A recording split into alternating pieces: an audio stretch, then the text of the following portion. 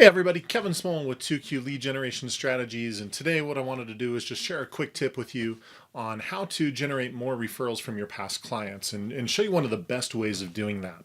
So in the real estate industry, this is an area where I think a lot of people have been misinformed, and it's really actually hurting you as you're asking clients for referrals. So in most cases, what the industry has taught you is that you should be asking the question to your past clients, who do you know that's thinking about buying or selling? Now, here's what happens. The reason why this is a problem is because of everything that that person experiences when you ask that question, right? So imagine you're on the phone, you're my past client, and I call you and I say, hey, by the way, who can you think of right now that's thinking about buying or selling? Who do you know, right? When I put you on the spot like that, chances are you're going to hate that experience because people don't like the pressure. They don't like being put on the spot. And so a lot of this problem stems with people not understanding or remembering what the word referral actually means, right?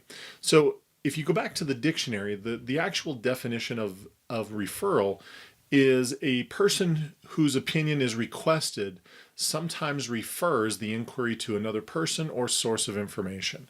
So the key word here, or the key phrase, is a person whose opinion is requested.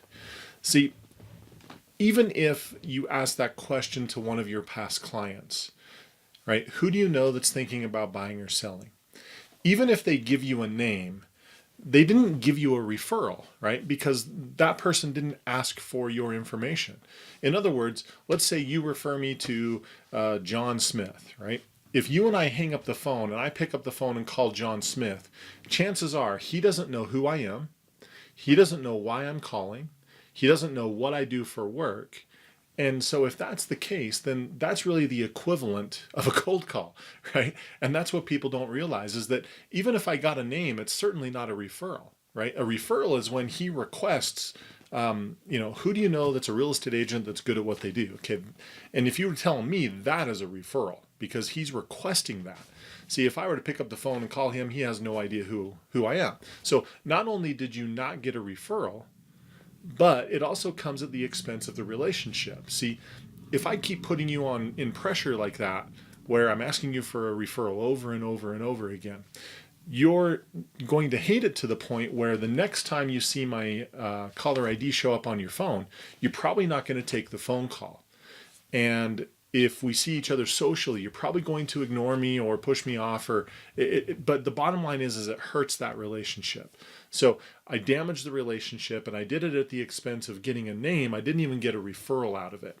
And so the best way that I can teach you to get referrals is actually to never ask for them again. Never, ever, ever, ever, ever. So never, ever, ever ask for a referral. What I do instead is I teach people to use a technique I call promoting a referral. It's a similar concept, but you're doing it in a way using a strategy where people are not going to be offended, and you're using a little bit of a psychological play here with them. So let's say you and I are on the phone. You're my past client. I'm the realtor.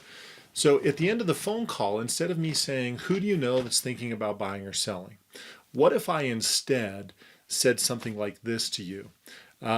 You probably can't think of anybody right now who's thinking about buying or selling. But if you come across somebody that would benefit from my services, would you please let me know? I'd love to have more clients just like you. See, with that kind of a statement, you're not going to be offended because I'm not putting you on the spot, right? I'm making sure that it's easy and comfortable for you. And because I've made it easy and comfortable, the next time I call you, you're still going to take my call because that relationship is still strong. So I haven't damaged the relationship, but I've still let you know that I like referrals because I want more clients just like you. See, and not only that, there's a little bit of psychology that's going on here as well. So when I say you probably can't think of anybody right now, what I'm really saying is you probably can think of someone, right? So as an example, if I were to say, don't think of a shark, right? The first thing you probably think of is a shark because you have to think of one to not think of one, right? Or just, like examples with your kids, when you say to them, don't touch that, what's the first thing they do? They touch it, right? And so when people use a statement like that, don't touch that, don't think of a shark, or in this case, I'm saying you probably can't think of anybody right now. What I'm really saying is you probably can think of someone right now.